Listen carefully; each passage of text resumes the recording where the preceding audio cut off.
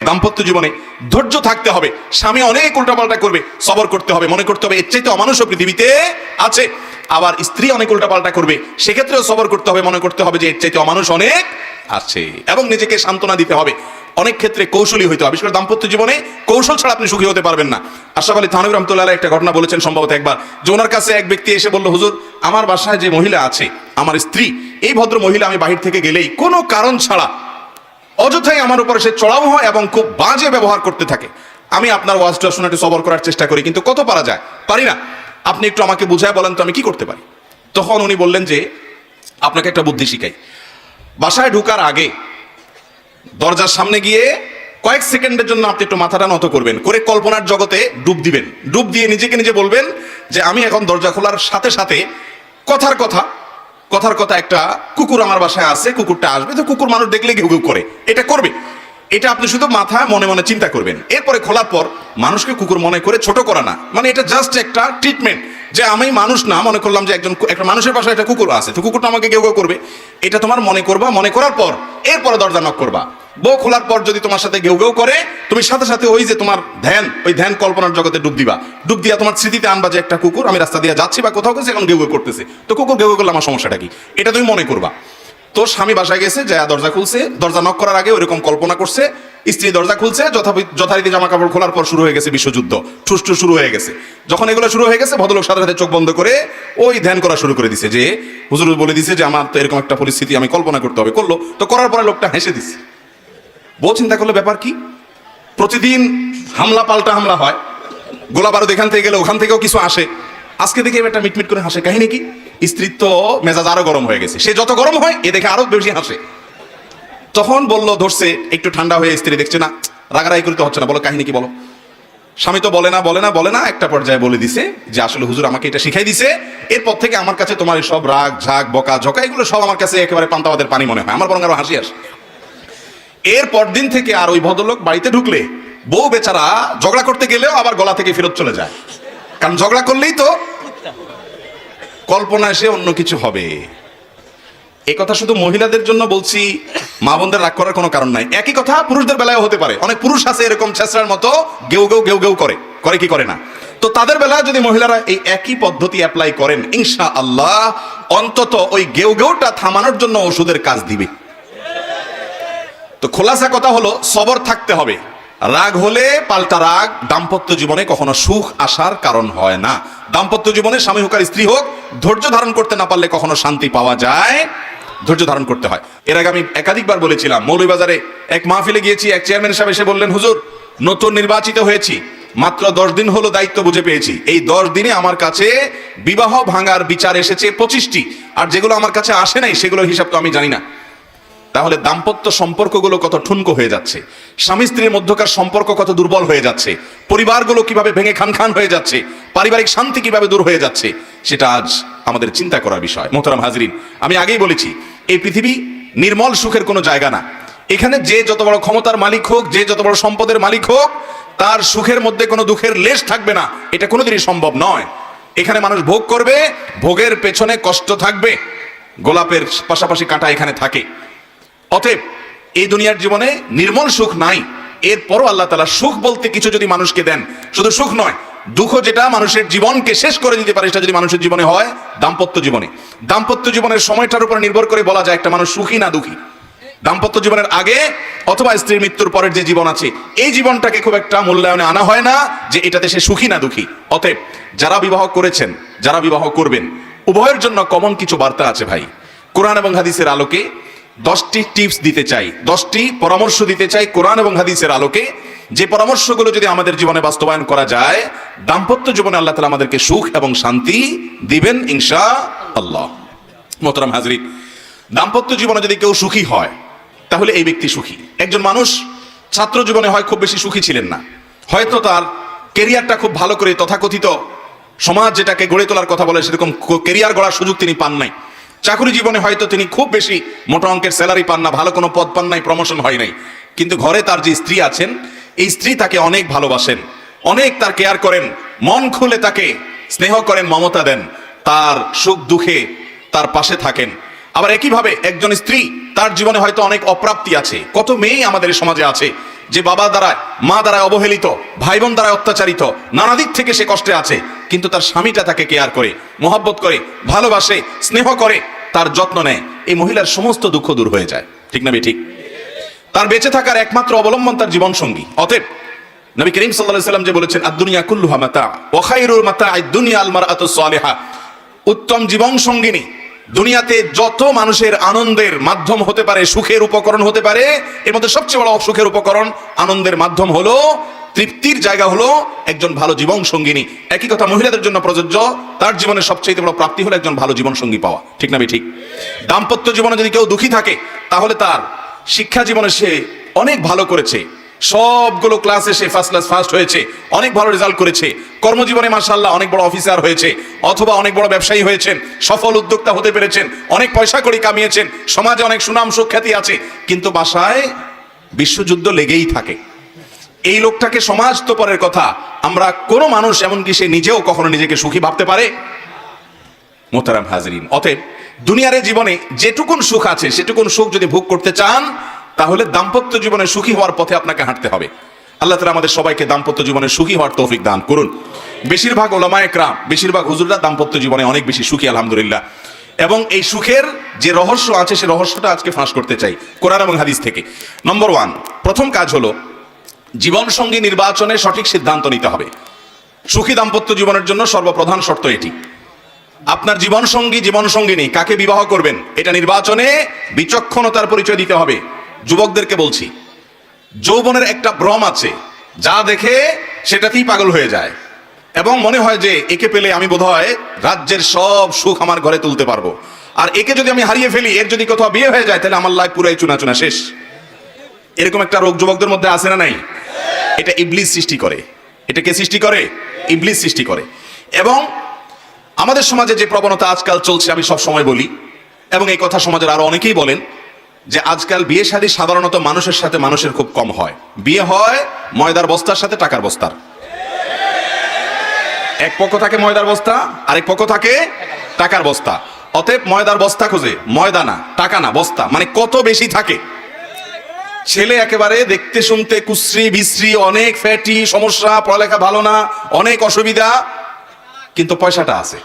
মেয়ের বাবা রাজি, মেয়ের বাবা, সবাই না বেশিরভাগ।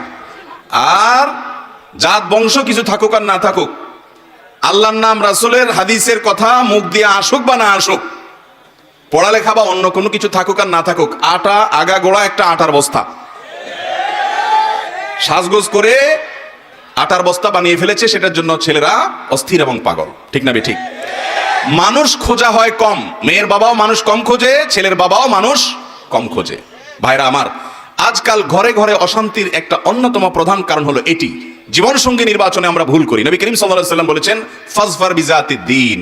অনেক কিছু দেখেই মানুষ বিয়ে করে সমাজে, তুমি বিয়ে করবে দিনদারিতা দেখে।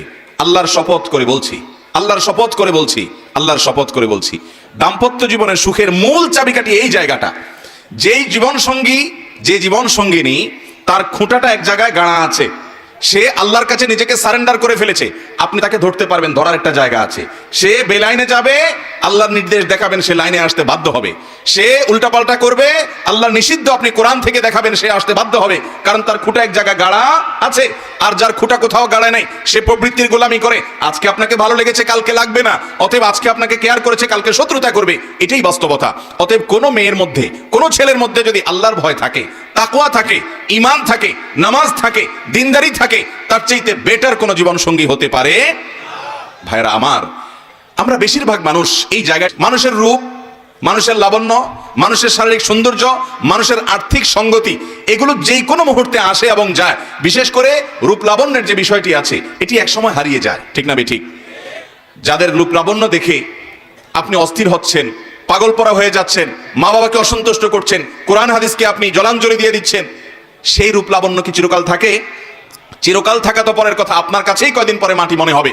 কিন্তু মানুষের ব্যক্তিত্ব, তার পার্সোনালিটি, তার ব্যক্তিগত যে উন্নত চরিত্র মাধুর্য আছে, তার যে আমলের সৌন্দর্য আছে, তার যে ঈমান এবং তাকওয়া আছে, এই জিনিসটা যতদিন সে বেঁচে থাকবে আপনার জন্য উপভোগ্য হবে ইনশাআল্লাহ। আবার একই কথা মেয়েকে বলে, অনেক মেয়েরা আছেন দিনদার ছেলের সাথে বিয়ে বসতে চান, কিন্তু মা বাবা ওই যে টাকার বস্তা একটা ধরে নিয়ে এসে এরপরে বলে যে টাকার বস্তাটাকে তুমি আস্তে আস্তে নামাজি বানায় নিবা, সমস্যা কোথায়? তার মানে দুনিয়াটা আগে ঠিকঠাক থাকুক, এরপর আখেরাতটা টুকটাক যা আসে আসুক, ঠিক না ঠিক? অথচ হওয়া দরকার ছিল যে তার মধ্যে টাকা পয়সা এগুলো এখন নাই, হয়ে যাবে এক সময়। আমি প্রায় সময় বলি, এই হুজুরদের বেশিরভাগ লাইফ একটু যদি আপনারা ঘাঁটেন, দেখবেন যে ওনাদের বিবাহের সময় ওনারা কেউই এত ভালো হালে ছিলেন না এখন যতটা আল্লাহ তাআলা ভালো অবস্থাতে রেখেছেন। অনেক আলেম ওলামা আছেন আমি জানি যাদেরকে, যে হয়তো 2000-3000 টাকা 10 বছর 15 বছর আগে বেতন পাইতেন, কিন্তু অনেক বিচক্ষণ ফ্যামিলি তাদের সাথে মেয়ে বিয়ে দিয়েছেন, অথবা মেয়েকে ছেলের সাথে এরকম বিয়ে দিয়েছেন, অন্য কোনো যোগ্যতা নেই, তার ভিতরে আল্লাহর ভয় আছে, আলহামদুলিল্লাহ তারা সুখে আছেন। আর সম্পদ দেখে, বাহ্যিক রূপ লাবণ্য দেখে যারা হাবুডুবু খেয়েছেন, ঝাঁপ দিয়ে পড়েছেন, তাদের জীবনটা জ্বলন্ত জাহান্নামে পরিণত হয়েছে, এরকম ঘটনা হাজারো আমাদের সামনে আছে, ঠিক না ঠিক? অতএব ভাইরা আমার, মুরব্বীদেরকে বলছি, বাবারা আমার, সন্তানকে বিয়ে করানোর সময় তার জীবন সঙ্গীর ক্ষেত্রে আল্লাহর ভয় আছে কিনা, এ আল্লাহকে চিনে কিনা, সে মানুষটা ভালো কিনা, তার ব্যক্তিত্ব আছে কিনা, এই জিনিসটা সবকিছুর উপরে প্রাধান্য দিবেন। তাহলে গাছ সেই ফল দিবে, বীজটা যেটা রোপণ করবেন। আপনি আনবেন হলো একটা আস্ত টাকার বস্তা বা ময়দার বস্তা, আর আশা করবেন সুখ শান্তি, না, ময়দা আর টাকা মানুষকে শান্তি দিতে পারে না। অতএব প্রথম কাজ হলো এটা, জীবন সঙ্গী নির্বাচনে ভুল করা যাবে, অন্য যা কিছু থাকুক না থাকুক দিনদারি থাকতে হবে, তারপরে অন্য সবকিছু। নাম্বার 2, দ্বিতীয় কাজ হলো, দাম্পত্য জীবন এমন একটা জায়গা, আমি প্রায় সময় বলি, দাম্পত্য জীবনের শুরুটা হলো, উর্দুতে একটা কবিতা আছে, ইবতেদায়ে ইশক আর ইন্তেহায়ে ইশক বরাবর নিহি হোতা হ্যায়। বুঝেন, প্রেমের শুরু আর শেষ একরকম হয় না। প্রেমের শুরুতে শুধুমাত্র ফুল দেওয়া নেওয়া হয়, শেষে লাঠিও দেওয়া নেওয়া হয়, ঠিক না ঠিক? শুরুতে মোহাব্বত উতরায়, উন্মাদ হয়ে যায়, মা বাপ চিনে না, নামাজ চিনে না, মুরব্বী চিনে না, সমাজ চিনে না, বন্ধু বান্ধব চিনে না, রাগ সব। এখন আমার মনের মানুষের সাথে আমার চেটিং চলতেছে, কিচ্ছু চিনে না, সে ভালোবাসা উতরাইতে থাকে। এরপরে শেষ পর্যায়ে যখন চলে যায়, তখন ওই ফোন নম্বর দেখলে মেজাজটা গরম হয়ে যায়, ঠিক না ঠিক? ইবতেদায়ে ইশক আর ইন্তেহায়ে ইশক বরাবর नहीं होता है। এটা বাস্তবতা যে প্রেমের শুরু আর শেষ একরকম থাকে। যারা বিচক্ষণ তারা একটু হিসেব করে পা বাড়ায়। ঠিক একইভাবে বৈবাহিক জীবনে 3টা ধাপ আছে। কয়টা ধাপ আসে? 3টা ধাপ আসে। বিবাহের পরপর ভালো হোক আর মন্দ হোক, প্রথম নতুন জামাই বউ অনেক মহব্বত আদান প্রদান করে, অনেক ভালোবাসা, অনেক স্বপ্ন, অনেক প্রতিজ্ঞা, অনেক ওয়াদা, অনেক কমিটমেন্ট, অনেক প্রমিস, অনেক ভালোবাসার বিনিময় হয় বিয়ের পরপর। এরপর যখন 1-2 বছর চলে যায়, আল্লাহ তাআলা একটা বাচ্চা দেন, ওই বাচ্চা রাত্রে ডিস্টার্ব করে, মা উঠতে দেরি হয়েছে, বাপে ধমক দেয়, এরপরে আস্তে আস্তে দূরত্ব তৈরি হয়, ওই বাচ্চা আরেকটা বড় হয়, আরেকটু বড় হয়, আরেকটা হয়, এরপরে নানা রকম ঈর্ষণীয় মনোমালিন্য হয়, মায়ের কথা শুনে ছেলে খেপে, অথবা বউ তার শাশুড়ির কথা শুনে খেপে, আস্তে আস্তে আস্তে আস্তে আস্তে টুনটান হতে হতে যখন সংসারটা একটু ভারী হয়, ছেলে মেয়ে হওয়া শুরু করে, 2-3 বছর হয়ে যায়, ওই যে ঘোরটা কেটে যায়। সহজ কথা হলো, বিবাহের পরে প্রথম যে ঘোরটা থাকে, ওই ঘোরটা কি কেটে যায়। অনেকটা ইয়ের মতো, সফট ড্রিঙ্কসের মতো। সফট ড্রিঙ্কসের বোতল যখন আপনি মুখটা খোলেন, যেই পরিমাণ ঝাঁজ এবং তেজ থাকে, কিছুক্ষণ পরে আস্তে করে সেটা লেভেলে চলে আসে কি আসে না? বিবাহের পর প্রথম যে মহব্বত থাকে, যে বোঝাপড়া থাকে, যে আকর্ষণ থাকে, এটা আস্তে আস্তে কমে। যখন কমে, এরপর আসল রূপটা দেখা যায়। ওই যে মহব্বত উতরাইছিল একটু আগে বা কিছুদিন আগে, সেই মহব্বতের আসল রূপটা ছেলেও দেখতে পায়, মেয়েও দেখতে পায়। শুরু হয় এবার তুমুল আকারে ঝগড়া, ফাসাদ, গন্ডগোল, এটা বাস্তবতা হয়। এরপর বৈবাহিক জীবন একেবারে শেষের দিকে যখন চলে যায়, তখন আবার ওই প্রথম সময়টা কিন্তু ফিরে আসে। অর্থাৎ বুড়া বুড়ি টোনাটুনির সাথে সম্পর্কটা খুব ভালো থাকে। আপনি আমাদের এই সমাজে জোয়ান জামাই বউ যেরকম মারামারি লেগে থাকে, গন্ডগোল লেগে থাকে, মুরব্বী চাচাদেরকে বুড়া বুড়ি এরকম গন্ডগোল লাগালাগি করে এবং চুলাচুলি করে, এরকম খুব বেশি দেখেন? একেবারেই নাই। ওই মাঝামাঝি পর্যায়ে যা হয় না হয়, শেষের দিকে আবার মহব্বত অনেক হয়। নদীর এ পারে কিছুটা শান্ত, ওই পারে কিছুটা শান্ত, মাঝখানে উত্তাল তরঙ্গ। ওই তরঙ্গ দেখে অনেকে ভুল করে এবং তরি ডুবিয়ে দেয়, আর ওই কুল পর্যন্ত যেতে পারে না। আর যে বিচক্ষণ, সে জানে যে এরকম চড়াই উতরাই হবে দাম্পত্য জীবনে, বোঝাপড়ার গরমিল হবে, গন্ডগোল ফাসাদ হবে, এগুলোর সব ওভারকাম করতে হবে, একটা সময় আমার শান্তি আসবে।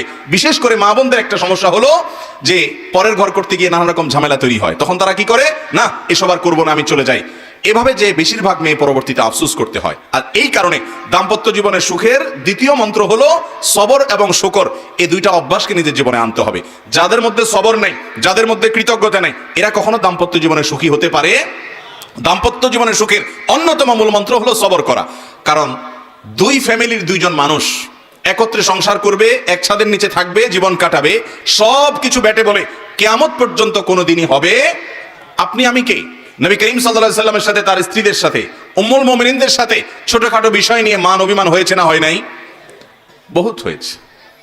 এবং সে মান অভিমানটা আমাদের মতো না, তাদের মতো করে হয়েছে। কারণ স্বামী স্ত্রী একসাথে দাম্পত্য জীবনে যখন সময় কাটাবে তাদের মধ্যে বোঝাপড়ার গরমিল হবে। এই সময়টাতে দরকার হয় সবর করা। মনে রাখবেন, ইবাদতের অনেক বড় একটা পার্ট হলো সবর এবং ধৈর্য। আল্লাহ কোরআনে বলেছেন, ইন্নামা ইউওয়াফাস সাবিরুন আজরাহুম বিগাইরি হিসাব। যাদের পুরস্কার আল্লাহ তাআলা কোনো হিসাব করে দিবেন না, তারা হলো যারা সবরকারী, ধৈর্যকারী তারা। অতএব দাম্পত্য জীবনে ধৈর্য থাকতে হবে। স্বামী অনেক উল্টাপাল্টা করবে, সবর করতে হবে। মনে করতে হবে এর চাইতে অমানুষও পৃথিবীতে আছে। আবার স্ত্রী অনেক উল্টাপাল্টা করবে, সেক্ষেত্রেও সবর করতে হবে। মনে করতে হবে যে এর চাইতে অমানুষ অনেক আছে, এবং নিজেকে সান্ত্বনা দিতে হবে। অনেক ক্ষেত্রে কৌশলী হইতে হবে। বিশেষ করে দাম্পত্য জীবনে কৌশল ছাড়া আপনি সুখী হতে পারবেন না। আশরাফ আলী থানভী রাহমাতুল্লাহ আলাইহি একটা ঘটনা বলেছেন সম্ভবত একবার, যে ওনার কাছে এক ব্যক্তি এসে বলল, হুজুর, আমার বাসায় যে মহিলা আছে, আমার স্ত্রী, এই ভদ্র মহিলা আমি বাহির থেকে গেলেই কোনো কারণ ছাড়া অযথাই আমার উপরে সে চড়াও হয় এবং খুব বাজে ব্যবহার করতে থাকে। আমি আপনার ওয়াজটা শুনে একটু সবর করার চেষ্টা করি, কিন্তু কত পারা যায়? পারি না। আপনি একটু আমাকে বুঝায় বলেন তো আমি কি করতে পারি? তখন উনি বললেন যে, আপনাকে একটা বুদ্ধি শিখাই। বাসায় ঢোকার আগে দরজার সামনে গিয়ে কয়েক সেকেন্ডের জন্য আপনি একটু মাথাটা নত করবেন, করে কল্পনার জগতে ডুব দিবেন। ডুব দিয়ে নিজেকে নিজে বলবেন যে আমি এখন দরজা খোলার সাথে সাথে কথার কথা একটা কুকুর আমার বাসায় আছে, কুকুরটা আসবে। তো কুকুর মানুষ দেখলে ঘেউ ঘেউ করে, এটা করবে। এটা আপনি শুধু মাথায় মনে মনে চিন্তা করবেন। এরপরে খোলার পর মানুষকে কুকুর মনে করে ছোট করা না, মানে এটা জাস্ট একটা ট্রিটমেন্ট, যে আমি মানুষ না, মনে করলাম যে একটা মানুষের পাশে একটা কুকুর আছে, তো কুকুরটা আমাকে ঘেউ ঘেউ করবে। এটা তোমার মনে করবা, মনে করার পর এরপরে দরজা নক করবা। বউ খোলার পর যদি তোমার সাথে ঘেউ ঘেউ করে, তুমি সাথে সাথে ওই যে তোমার ধ্যান, ওই ধ্যান কল্পনার জগতে ডুব দিবা। ডুব দিয়া তোমার স্মৃতিতে আনবা যে একটা কুকুর, আমি রাস্তা দিয়ে যাচ্ছি বা কোথাও গেছে, এখন ঘেউ ঘেউ করতেছে, তো কুকুর ঘেউ ঘেউ করলে আমার সমস্যাটা কি, এটা তুমি মনে করবা। তো স্বামী বাসায় গেছে, যা দরজা খুলছে, দরজা নক করার আগে ওইরকম কল্পনা করছে, স্ত্রী দরজা খুলছে, যথারীতি জামা কাপড় খোলার পর শুরু হয়ে গেছে বিশ্বযুদ্ধ, ঠুসঠু শুরু হয়ে গেছে। যখন এগুলো শুরু হয়ে গেছে, ভদ্রলোক সাথে সাথে চোখ বন্ধ করে ওই ধ্যান করা শুরু করে দিছে, যে হুজুর বলে দিছে যে আমার তো এরকম একটা পরিস্থিতি আমি কল্পনা করতে হবে। করলো, তো করার পরে লোকটা হেসে দিছে। বউ চিন্তা করলো ব্যাপার কি, প্রতিদিন হামলা পাল্টা হামলা হয়, গোলা বারুদ এখান থেকে গেলে ওখান থেকেও কিছু আসে, আজকে দেখে একটা মিটমিট করে হাসে, কাহিনী কি? স্ত্রীর তো মেজাজ আরো গরম হয়ে গেছে, সে যত গরম হয় এ দেখে আরো বেশি হাসে। তখন বলল, ধরছে একটু ঠান্ডা হয়ে, স্ত্রী দেখছে না, রাগারাগি করতে হচ্ছে না, বলো কাহিনী কি বলো। স্বামী তো বলে না, একটা পর্যায়ে বলে দিছে যে আসলে হুজুর আমাকে এটা শিখাই দিছে, এরপর থেকে আমার কাছে তোমার সব রাগ ঝাক বকা ঝকা এগুলো সব আমার কাছে একেবারে পান্তাবাদের পানি মনে হয়, আমার বরং আরো হাসি আসে। এর পরদিন থেকে আর ওই ভদ্রলোক বাড়িতে ঢুকলে বউ বেচারা ঝগড়া করতে গেলেও আবার গলা থেকে ফেরত চলে যায়, কারণ ঝগড়া করলেই তো কল্পনা এসে অন্য কিছু হবে। এই কথা শুধু মহিলাদের জন্য বলছি, মা বোনদের রাগ করার কোনো কারণ নাই। একই কথা পুরুষদের বেলায় হতে পারে। অনেক পুরুষ আছে এরকম ছেঁচড়ার মতো গেউ গেউ করে কি করে না। তো তাদের বেলায় যদি মহিলারা এই একই পদ্ধতি অ্যাপ্লাই করেন, ইনশাআল্লাহ অন্তত ওই গেউটা থামানোর জন্য ওষুধের কাজ দিবে। তো খোলাসা কথা হলো, সবর থাকতে হবে। রাগ হলে পাল্টা রাগ দাম্পত্য জীবনে কখনো সুখ আসার কারণ হয় না। দাম্পত্য জীবনে স্বামী হোক আর স্ত্রী হোক, ধৈর্য ধারণ করতে না পারলে কখনো শান্তি পাওয়া যায়। ধৈর্য ধারণ করতে হয়। নবী করিম সাল্লাল্লাহু আলাইহি ওয়াসাল্লাম জীবনে অনেক ঘটনা ঘটেছে, এর আগে আমি একাধিকবার বিভিন্ন জায়গায় বলেছি। আয়েশা রাদিয়াল্লাহু তাআলা ঘরে ছিলেন, তিনি, তার নিয়ম ছিল যে স্ত্রী ঘরে থাকতেন, রান্না বাড়া তিনি করতেন। অন্য স্ত্রী এক বাটি খাবার দিয়ে একটা কাজের মেয়েকে পাঠাইছেন, খাদ্দামাকে, কৃতদাসীকে পাঠিয়েছেন এক বাটি খাবার দিয়ে, তরকারি দিয়ে ধরেন। তো ভালো বুড়া রান্না করেছেন, রাসূলের জন্য পাঠাইছেন। আয়েশা রাদিয়াল্লাহু তাআলা দরজা খুলে দেখলেন যে কাজের মেয়ে তরকারি নিয়ে আসছে আরেক স্ত্রীর ঘর থেকে।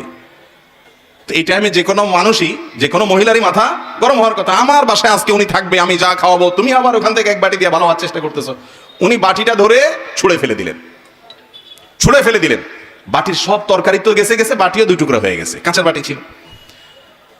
এই দৃশ্য নবী করিম সাল্লাল্লাহু আলাইহি ওয়াসাল্লাম দেখার পর উনি বাইরে হয়ে আসলেন, যা উঠান থেকে নিজের হাতে সে ভাঙা বাটিটা নিয়ে আসলেন। আনার পর একই শেপের একই ধরনের আরেকটা বাটি এই ঘরেও ছিল, আসলে তার ঘরে, ওই খালি বাটিটা নিয়ে কাজের মেয়ের হাতে দিয়ে বললেন, এটা নিয়ে ওই বাসায় চলে যাও এবং খবরদার মুখে তালা, এখানে কি ঘটেছে এর কোনো কথা বলা যাবে না, শুধু বাটিটা সেখানে ফেরত দিবা। ওখানে বাটিটা ফেরত দিছি। যিনি পাঠিয়েছেন তিনি মনে করেছেন যে কি, যে তরকারি রেখে কত সুন্দর করে ধুয়ে সাফ করে আবার বাটিটি দিয়েছে, তিনি অনেক খুশি। এই হাদিস বর্ণনা করার পর কোন মুহাদ্দিস, কোন হাদিস বিশারদ, কোন হাদিসের শেষে এটুকু অতিরিক্ত বর্ণনা করতে পারেন নাই যে নবী করিম সাল্লাল্লাহু আলাইহি ওয়াসাল্লাম আয়েশা রাদিয়াল্লাহু আনহাকে ডেকে দুই চারটা ধমক দিয়েছেন। আপনি আমি যদি হইতাম এই জায়গায়, আর কিছু না হোক, বোর্ড দিকে তাকায়া অন্তত বিরক্তির সুরে এটুকু তো বলতাম যে এটা কাজ করলা, তুমি বাটিটা ভেঙে ফেললা, তুমি তরকারি না নিতে বাটিটা ভেঙে ফেললা। নবী করিম সাল্লাল্লাহু আলাইহি ওয়াসাল্লাম একটি কথাও বলেছেন বলে কোনো বর্ণনায় পাওয়া যায় না। দাম্পত্য জীবনে শান্তি আসার জন্য স্ত্রীর অনেক কিছুকে হজম করা শিখতে হয় স্বামীর, আবার একইভাবে স্বামীর অনেক কিছুকে হজম করা শিখতে হয় কার? স্ত্রীর। আজ আমাদের সমাজ ব্যবস্থায় ভোগ ভোগ ভোগ, ত্যাগের কোনো নাম নিশানা নেই, যার কারণে সবর কেউ কাউকে প্রতি করতে রাজি না। দাম্পত্য জীবনের শান্তির জন্য এই সবর এবং শুকর যা আল্লাহ তাআলা দিয়েছেন সেটার উপরে শুকরিয়া আদায় করার মানসিকতা থাকতে হবে, না হলে কোনোদিনই আপনি শান্তি পাবেন না। নাম্বার 3 নম্বর হলো স্বীকৃতি দিতে হবে। ভালোটার কি দিতে হবে? স্বীকৃতি।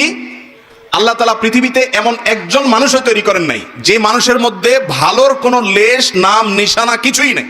যত খারাপ মানুষই হোক তার মধ্যে ভালো কোনো না কোনো গুণ অবশ্যই আছে এবং থাকবে। আপনার স্ত্রী সে মানুষটা খারাপ, কিন্তু দেখবেন হয়তো তার রান্নাটা ভালো, অথবা তার চরিত্রটা ভালো, অথবা তার চেহারাটা ভালো, অথবা তার অন্য কোনো দিকটা ভালো, অবশ্যই কোনো না কোনো ভালো দিক তার মধ্যে আছে। একইভাবে একজন মহিলা তার স্বামীকে যত খারাপ মনে করুন, ওনার যদি অর্থনৈতিক দিক থেকে দুর্বলতা থাকে, অলস কিসিমের মানুষ হয়, তার চরিত্রটা হয়তো ভালো। অনেক স্বামীর চরিত্র ভালো নাই, পয়সা কড়ি ভালো আছে, আবার চরিত্রটা যদি খারাপ হয় হয়তো তার হক আদায়টা করে, এক্ষেত্রে ত্রুটি করে না, অথবা অন্য কোনো না কোনো দিক থেকে গুণ আছে। একেবারে কোনো গুণ নাই এমন কোনো মানুষ আল্লাহ সৃষ্টি করেন নাই। দাম্পত্য জীবনে, বৈবাহিক জীবনে যদি শান্তি পেতে চান, তাহলে স্বামী হলে স্ত্রী, স্ত্রী হলে স্বামীর ভালো গুণগুলো আবিষ্কার করার চেষ্টা করতে হবে। নবী করিম সাল্লাল্লাহু আলাইহি ওয়াসাল্লাম এই পলিসি বাতলাইছেন। তিনি বলেছেন, তুমি তোমার জীবন সঙ্গিনীর কোনো কর্মে যদি অসন্তুষ্ট হও, তার অনেক কাজ আছে যেগুলো তুমি সন্তুষ্ট হতে পারো, তুমি সেগুলোর কল্পনা করবে, ধ্যান করবে, চিন্তা করবে, দেখবে যে তোমার দুঃখ কষ্ট হয়ে যেগুলো দূর হয়ে যাবে এবং তার ব্যাপারে তোমার প্রশান্তি আসবে। দাম্পত্য জীবনে বেশিরভাগ ঘরে সংসারে অশান্তি হয় তখন যখন স্বামী তার স্ত্রীর কোনো কিছুর মূল্য দিতে রাজি না, স্ত্রী তার স্বামীর কোনো কিছুর স্বীকৃতি দিতে রাজি না। অনেক মহিলা আছে স্বামীকে সারাদিন দৌড়ের উপর রাখে, তোমার মতো মানুষ দুনিয়াতে আছে, তোমার মতো পাগল ছাগল দুনিয়াতে আছে, আমার কপালে যে কি হলো, এরকম কপাল পড়া দুনিয়াতে কয়টা মহিলা আছে, সামনে এগুলো বলে। কিন্তু স্বামী যখন চলে যায় অন্যদের সামনে, বিশেষ করে বাপের বাড়ির লোকদের সামনে যখন কথা বলে, তখন গল্প দেয় এমন ভাবে যেন তার স্বামীর মতো এরকম যোগ্য পুরুষ, এত ভালো মানুষ দুনিয়াতে আর দ্বিতীয়টা আছে না। না, এরূপ একই কথা অনেক পুরুষের আছে, যে সামনে দেখা যায় দুনিয়ার বউকে তাচ্ছিল্য করে, তুচ্ছ করে, ছোট করে, কিন্তু বাইরে যায় ঠিকই নিজের ভাবটা জাহির করার জন্য গল্প দেয়, আছে না নাই? এটা হলো একজন ফাসিক মানুষের চরিত্র। ইমানদারের চরিত্র হলো দাম্পত্য জীবনে একে অন্যের সামনে তার স্বীকৃতি দিবে, ভালো গুণটা বলবে, তাতে ইনশাল্লাহ তার মধ্যে সংশোধন আসবে। বিশেষ করে স্ত্রীদের ব্যাপারে পুরুষদের প্রশংসা করার মতো কার্যকর কোনো ঔষধ আর দ্বিতীয়টা নেই। নিয়মিত যদি বইয়ের হাতে ভালো বুড়া রান্না খেতে চান, নিয়ম করে, রুটিন করে, সিস্টেম করে, একদম ডায়েরি মেনটেন করে প্রশংসা করেন, আপনি নিশ্চিত থাকেন ইনশাল্লাহ আপনার দিনকাল অন্তত এই ক্ষেত্রে ভালো যাবে। ঠিক না ভাই? ঠিক। যে সমস্ত স্বামী বউদের রান্নার দোষ ধরে, বাহিরে খেয়ে এসে বাসায় গল্প দেয়, এদের কপাল খারাপ। এরা ভবিষ্যতে ওই বইয়ের হাতে ভালো বুড়া খাওয়ার সম্ভাবনা খুব ক্ষীণ। আর ভালো হোক মন্দ হোক, যতক্ষণ পর্যন্ত আপনি পরিতৃপ্তির কথা জাহির করবেন, অবশ্যই কোনো ভালো দিক আছে, একটু প্রশংসা করবেন, দেখবেন ইনশাআল্লাহ দিনটা ভালো যাবে। বিশেষ করে স্বীকৃতি, এটা মানুষ চায়। দাম্পত্য জীবনে বেশিরভাগ মানুষ স্বীকৃতি দিতে চায় না। স্বামী হলে স্ত্রীর, স্ত্রী হলে স্বীকৃতি, স্ত্রী হলে স্বামীর। যতটুকু পাইছেন ততটুকু স্বীকৃতি দিবেন, তাহলে ইনশাআল্লাহ দাম্পত্য জীবনে সুখ শান্তি আসবে। নাম্বার 4 নম্বর হলো স্বামী স্ত্রী প্রত্যেকের কিছু কনসার্নের ইস্যু আছে, কিছু ইস্যুতে তার খুব কষ্ট হয়, সেই ইস্যুগুলোকে আমলে আনা। যেমন মহিলাদের একটা বিষয় আছে, তাদের বাপের বাইরে কাউকে নিয়ে যদি আপনি একটু দুর্নাম করেন যে তোমার ভাইটা অমানুষ, অকর্মা, তোমার বাপটা এরকম, তোমার বোনটা এরকম, তাহলে শেষ। হয়তো উপর দিয়ে কিছু বলবে না, শুনে আপনার সাথে তাল মিলাবে, হওয়া তুমি ঠিকই বলছো, কিন্তু পরবর্তীতে ঠেলা আপনি সুদে আসলে বুঝবেন। ঠিক না ভাই? ঠিক। আপনি যদি শ্বশুর বাড়ির লোকদের শুধু তারিফ করেন, তাদের ভালো গুণগুলা শুধু বলেন, সারাদিন বলেন যে মাশাআল্লাহ মাশাআল্লাহ তোমার বোনটা এরকম মাশাআল্লাহ, সে বদনামি করবে, আপনি বলবেন না না না তুমি কি বলতেছো, তার দোষের চাইতে গুণ অনেক বেশি মাশাআল্লাহ। উল্টা বরং এক কাঠি সামনে আগাবেন, দেখবেন যে স্ত্রী আপনার কথায় উঠবে বসবে, যা বলবেন সব করতে রাজি হবে, কিন্তু তার বাপের বাড়ির মানুষের বদনামি করতে পারবেন। অনেক পুরুষরা এই জায়গাটা ভুল করে। ঠিক একইভাবে আবেগের মূল্য দেওয়া। ডক্টর খন্দকার আব্দুল্লাহ জাহাঙ্গীর রহমান একটা কথা বলতেন, উনি বলতেন যে মহিলাদেরকে আল্লাহ রাব্বুল আলামিন প্রচুর পরিমাণ আবেগ দিয়ে সৃষ্টি করেছেন, তাদের মধ্যে যত আবেগ আছে আমাদের পুরুষদের মধ্যে এত আবেগ নাই। আবেগ বেশি কেন? কারণ সারাদিন কাজ করেছে, অনেক রাত হয়েছে ঘুমাইতে ঘুমাইতে, এরপর রাতে একটু চোখটা শুধু লেগে আসছে আর বাচ্চাটা পেশাব করে দিস, সব ভেসে গেছে, অথবা চিৎকার করে কেঁদে উঠছে, মা হিসাবে তার ঘুম ভেঙে উঠে যেতে হয়। যেই মা ঘুম পাগলে মা, ঘুম ছাড়া কিচ্ছু বুঝে না, এইরকম মাও ওই শিশুর কান্নার আওয়াজে ঠিকই ঘুম ভেঙে যায়। বাপ বিরক্ত হয়ে কই মাছের মাথা চাবানোর মতো এরকম করতে করতে উঠে হয়তো আরেক রুমে চলে যায়। মা ঠিকই বাচ্চা নিয়ে পড়ে থাকে। কিসের ভিত্তিতে পারে? তার মধ্যে আবেগ আছে। তার মধ্যে কি আছে? আবেগ আছে, ভালোবাসা আছে, আপনার চাইতে বেশি আছে। যার বুকে আবেগ বেশি থাকে ওই ব্যক্তির রাগটাও এরকম তাড়াতাড়ি হয়। অতএব স্ত্রীর রাগগুলোকে হজম করার মানসিকতা থাকতে হবে, কারণ সে বুক ভর্তি ভালোবাসা দিয়ে আপনার সন্তানদের মানুষ করছে। আবেগ অনেক বেশি আছে, এজন্য রাগটাও একটু বেশি। হজম করার চেষ্টা করতে হবে। দাম্পত্য জীবনে তার কষ্ট হয় এরকম কোনো বিষয় করা যাবে না। একই কথা মহিলাদের জন্য প্রযোজ্য, যে স্বামী কোন কথা একটু খেপে। অনেক পুরুষ আছেন তার মায়ের কোনো দোষ ধরলে তার মেজাজটা গরম হয়ে যায়, তার ভাই বোনের কোনো দোষ ধরলে মেজাজটা গরম হয়ে যায়, অথবা মানুষের সামনে কিছু বললে মেজাজটা গরম হয়ে যায়। তার কোন জিনিসটাতে রাগ বেশি হয় সেই জিনিসগুলোকে আমলে নিয়ে সেগুলোকে মূল্যায়ন করে সেগুলো থেকে বেঁচে থাকার চেষ্টা করতে হবে। নাম্বার 5, এই যুগে সংসারে অশান্তির অন্যতম কারণ হলো সোশ্যাল মিডিয়ার অ্যাক্টিভিটিস। সোশ্যাল মিডিয়ার অ্যাক্টিভিটিস, ফেসবুক ইউটিউবে বুধ হয়ে বইয়ের দিকে তাকানোর সময় নেই, মনোযোগ দেওয়ার সময় নেই। আপনি ফেসবুকে ইটিশ বিটিশ করতেছেন অন্যদের সাথে, লাইক কমেন্ট গুনতে গুনতে দিন যাচ্ছে, বইয়ের সাথে কথা বলার সময় নাই। একই কথা মহিলার জন্য প্রযোজ্য।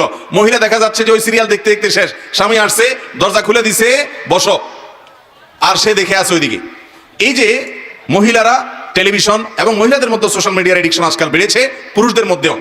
এটার নিয়ন্ত্রণ যদি কেউ করতে না পারে তার দাম্পত্য জীবনের শান্তি কখনো আসবে। নেক্সট সুরাতে ধোকা হয়, সেটা হলো অনেকে দাওয়াতের কাজ করে, ইসলাম প্রচারের কাজ করে, সারাদিন দুই হাতে উনি ইসলাম প্রচার করতেছে, বইয়ের দিকে একটু তাকাচ্ছে না, একটু কথা বলছে না, তার সুবিধা অসুবিধাগুলো জানছে না। এগুলো আজকাল সংসারগুলোতে অশান্তি হওয়ার অন্যতম বড় কারণ হলো এই সোশ্যাল মিডিয়ার এডিকশন। এটাকে নিয়ন্ত্রণ করতে না জানলে সাংসারিক জীবনে কখনো শান্তি আসবে। অতএব ভাইরা আমার, বাসা বাড়িতে কোনো গ্যাঞ্জাম নিয়ে ঢুকবেন না। অফিস আদালতের যত ঝামেলা আছে দরজার বাইরে ফেলে রেখে বাসায় ঢুকবেন। আর মহিলারাও বাসার কোনো গ্যাঞ্জাম স্বামী বাহির থেকে আসলে পেশ করবেন না, নিজেকে ফ্রেশ হিসাবে পেশ করবেন। ইনশাল্লাহ দাম্পত্য জীবনে শান্তি আসবে। এরপরে 6 নম্বর হলো, অন্যের মুখে দাম্পত্য জীবনের সুখে থাকার মিথ্যা গল্প শুনবেন না, বিশ্বাস করবেন না। বেশিরভাগ ফ্যামিলিতে দেখা যায় যাদের সাংসারিক জীবনে অশান্তি আছে, মহিলাকে অন্য মহিলা ফুসলায়, বলে যে আপা তোমার স্বামী এরকম, আমার স্বামী তো এরকম এরকম, গল্প দেয়। এমন ভাবে গল্প দেয় মনে হচ্ছে উনি সুখের সাগরে ভাসতেছে। আপনার তখন মনে হয়, ওই মহিলার তখন মনে হয় যে হায় হায় রে, আমার কপালটা এত খারাপ। আবার একইভাবে ওই পুরুষকেও কিছু মানুষরূপী শয়তান আইসা ওয়াসওয়াসা দেয়, আইসা বলে যে ইস আপনার জীবনে কত সুন্দর মেয়ে আসতো, কি আসলো এটা আপনার কপালে, খ্যাত, কিচ্ছু বোঝে না, কোনো স্মার্টনেস নাই, না রান্না বাড়া বোঝে না, কিচ্ছু বোঝে, আপনি কত স্মার্ট মানুষ মাশাআল্লাহ। আবার এই বাসুর বা অন্য কোনো পুরুষ এসে খোঁচা বলে আপা ভাবি আরে তোমার জীবনটা শেষ হয়ে গেল, একটা অমানুষের সাথে জীবনটা পার হয়ে গেল, তোমার দেখলে খুব মায়া হয়, আমার খুব খারাপ লাগে। আবার একই কথা ওই পুরুষকে তার অফিসের হয়তো মহিলা কলিগ বলে যে ভাবিকে আপনার সাথে মানায় না, আসলে খুব স্যাড। আছে না নাই? এগুলা দেখতে মানুষ হলে এগুলো মূলত ইবলিস। এগুলো মূলত কি? যারা বোকা তারা এই ইবলিসীয় মানুষরূপী ইবলিসদের কুমন্ত্রণা শুনে মনে করে হারে আসলেই তো আমি তাহলে অনেক কষ্টে আছি, সে মনে অনেক সুখে আছে। যেই বেটা এই গল্প দিয়েছে ওর সংসারে যে পরিমাণ অশান্তি হয়, যে পরিমাণ বিশ্বযুদ্ধ লেগে থাকে, ও অনেক বড় শেয়ানা। আপনার কাছে এমন ভাবে সাজে যেন তাদের দাম্পত্য জীবনে খুব বেশি সুখী। আপনি আপনার বউয়ের সাথে ডেইলি যতবার চুলাচুলি করেন তার 3 গুণ কমপক্ষে ওর বাসায় হয়, কিন্তু সে আপনার সামনে ভাব ধরে এমন। তো এই ব্যাপারে বিচক্ষণতার পরিচয় দিতে হয়। মনে রাখবেন অনেক সময় দেখা যায় যে কই তারা তো অনেক ভালো, অনেক হাসি খুশি, ভেতরে ত্রাস হয়ে যাচ্ছে, আপনি জানেন না। এই জন্য অন্যের সুখ দেখে বা সুখের মিথ্যা গল্প শুনে বেশিরভাগ নারী পুরুষরা বিশেষ করে স্বামী স্ত্রীরা ধোঁকা পড়ে যায়, এটা যেন না হয়। 7 নম্বর হলো ক্ষমা করতে শিখতে হবে ভাই। দাম্পত্য জীবনে ক্ষমা করা ছাড়া কোনো বিকল্প, নারী পুরুষ উভয়ের ভুল হবে, দুইটা পাতিল একসাথে থাকলে টুনটান লাগবেই, সমস্যা হবেই, গ্যাঞ্জাম হবেই, কিন্তু আপনাকে ক্ষমা করা শিখতে হবে। আল্লাহ তাআলা কোরআনে কারিমে বলেছেন যে আল্লাহ তাআলা ক্ষমাশীলকে ভালোবাসেন। আল্লাহ তাআলা মানুষকে যারা ক্ষমা করে তাদেরকে পছন্দ করেন।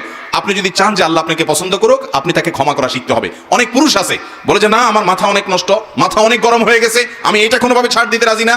এগুলো যখন বলে তখন তিনি নিজেকে খুব পুরুষ পুরুষ মনে করে, আসলে এটা আদা মহিলা। আবার একইভাবে অনেক মহিলাও আছে যখন তেড়া হয় এমন শক্ত হয় যেন তিনি দুনিয়ার কোনো কিছু ছাড় দিবেন না।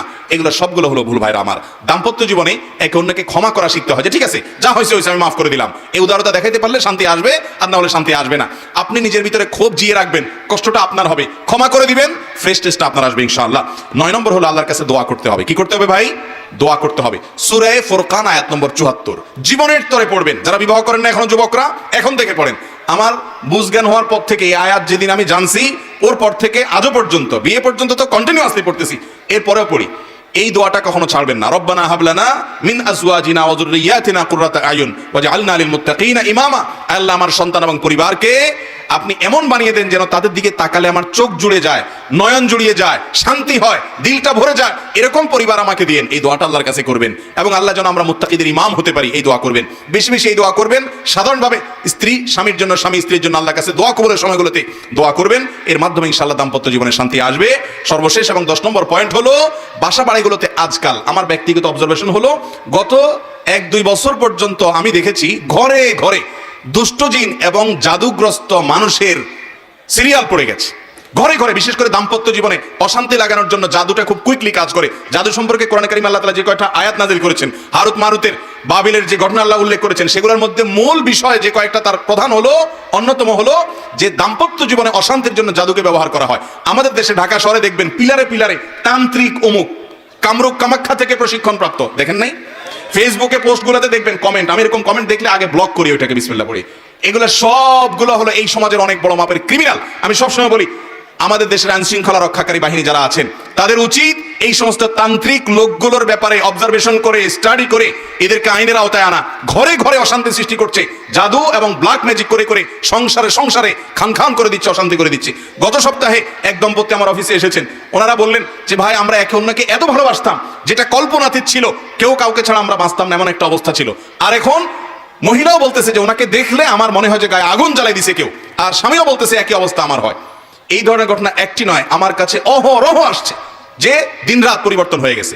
বিশেষ করে অনেক হিংসুক শাশুড়ি আছেন, ননদ আছেন, দেবর আছেন, জাওর আছেন এবং প্রতিবেশী আছেন, এমনকি অনেক সময় আপন ভাই বেরাদারও আছে। তারা এই সমস্ত তান্ত্রিক কবিরাজের কাছে গিয়ে ব্ল্যাক ম্যাজিক করায়। এর কারণেও দাম্পত্য জীবনে অশান্তি হয়। এর হাত থেকে বাঁচার জন্য নিয়মিত সকাল সন্ধ্যার দোয়াগুলো পড়বেন। সূরা বাকারা নিয়মিত তেলাওয়াত বাসায় চালু করে রাখবেন এবং শোয়ার সময় 3 কুল পড়ে হাতে ফু দিয়ে গা মুছে তারপরে শোবেন। এগুলো সবগুলো হাদিসে শেখানো আমল। এবং বিশেষভাবে স্পেশালি আপনি সকাল সন্ধ্যার দোয়াগুলো পড়বেন। বাসা বাড়িতে কয়েকটা কাজ করবেন। বাসায় যতবার ঢুকবেন বিসমিল্লাহ পড়ে ঢুকবেন, বের হবেন বিসমিল্লাহ পড়ে বের হবেন। টয়লেটে যাবেন বিসমিল্লাহ ভুলে যাবেন না। টয়লেট হলো দুষ্ট জিনের, শয়তানের আখড়া। অতএব টয়লেটের দরজা কখনো, বাসার ভিতরে টয়লেট অ্যাটাচ থাকলে খোলা রাখবেন না, দরজা বন্ধ করে রাখবেন, কোনো ছবি টাঙিয়ে রাখবেন না। এগুলো সবগুলো শয়তানের অন্যতম আখড়া হয়ে থাকে। এই সবগুলো থেকে যদি পরিচ্ছন্ন রাখতে পারেন, ইনশাআল্লাহ দুষ্ট জিন এবং শয়তান এবং ব্ল্যাক ম্যাজিক থেকে আল্লাহ তাআলা হেফাজতে রাখবেন। এই 10টা পয়েন্ট যদি মাথায় রেখে আমলে আনতে পারেন, ইনশাআল্লাহ আল্লাহর উপরে ভরসা রেখে বলতে পারি, দাম্পত্য জীবনটা আপনি উপভোগ করবেন। আপনার ঘরটা জীবন্ত জান্নাত হবে এবং জান্নাতি সুখ আপনি আপনার দাম্পত্য জীবনে পাবেন ইনশাআল্লাহ। আবারও এক নজরে বলে দিচ্ছি, প্রথম কাজ হলো জীবন সঙ্গী নির্বাচনে দিনদারিতা দেখেই নির্বাচন করতে হবে, অন্য কোনো কিছুকে প্রাধান্য দেওয়া যাবে না। নাম্বার 2, সবর এবং ধৈর্য ধারণ করা শিখতে হবে, শুকর করা শিখতে হবে। সবর ছাড়া কখনো দাম্পত্য জীবনে শান্তি আসবে না। হজম করা শিখতে হবে, ফুটফাট রাগ করা যাবে না, নিয়ন্ত্রণ করা শিখতে হবে নিজেকে। নাম্বার 3, নিজের জীবন সঙ্গীর ভালো কাজগুলোর প্রশংসা করা শিখতে হবে। যত বেশি স্বীকৃতি দিবেন, যত বেশি প্রশংসা করবেন, আপনার দুর্বলতা থাকলেও আপনার জীবন সঙ্গী মাফ করবে। উদারতা দেখে তার ভালো লাগবে, স্বীকৃতি দেওয়া শিখতে হবে। নাম্বার 4, স্বামী স্ত্রী একে অন্যের দুর্বলতার জায়গাগুলো, বিশেষ করে যে বিষয়গুলোতে তিনি সিরিয়াস হয়ে যান, কষ্ট পান, সেগুলোকে আমলে নিতে হবে, কনসার্নের জায়গাগুলোকে আমলে নিতে হবে এবং তার আঘাত হয় এমন কোনো কাজ কথা করা যাবে না। নাম্বার 5, সোশ্যাল মিডিয়া এবং ফেসবুক ইত্যাদি ব্যবহার করেন, কিন্তু এটা নিয়ন্ত্রণ করতে হবে। বোর সামনে বসে ঘন্টাকে ঘন্টা আপনি এগুলো টিপতেছেন, বেচারি সেজে গুজে বসে আছে, অথবা আপনার স্বামী বাহির থেকে অনেক আশা ভরসা করে এসেছে, আপনার সাথে খুনসুটি করবে, সময় কাটাবে, কথা বলবে, আপনি বসে আছেন ফেসবুকে, আপনি বসে আছেন ইউটিউব নিয়ে ব্যস্ত। এগুলো আমাদের সাংসারিক জীবনে অশান্তির অন্যতম প্রধান কারণ। যারা এগুলোর ম্যানেজমেন্ট জানে না, নিয়ন্ত্রণ করতে জানে না, তাদের দাম্পত্য জীবনে শান্তি আসে না। 6 নম্বর কারণ হলো অন্যের মুখে দাম্পত্য, অন্য কোনো দম্পতি খুব সুখে আছে, তাদের মধ্যে কোনো অশান্তি নাই, এই সমস্ত মিথ্যা গল্প বিশ্বাস করবেন না। প্রত্যেক দম্পতির মধ্যে অশান্তি আছে, তারটা আপনি জানেন না, সে হয়তো আপনাকে প্ররোচিত করে, এগুলো আমল নেবেন না। মনে রাখবেন আপনি অনেক সুখে আছেন অন্য অনেকের চাইতে, আলহামদুলিল্লাহ।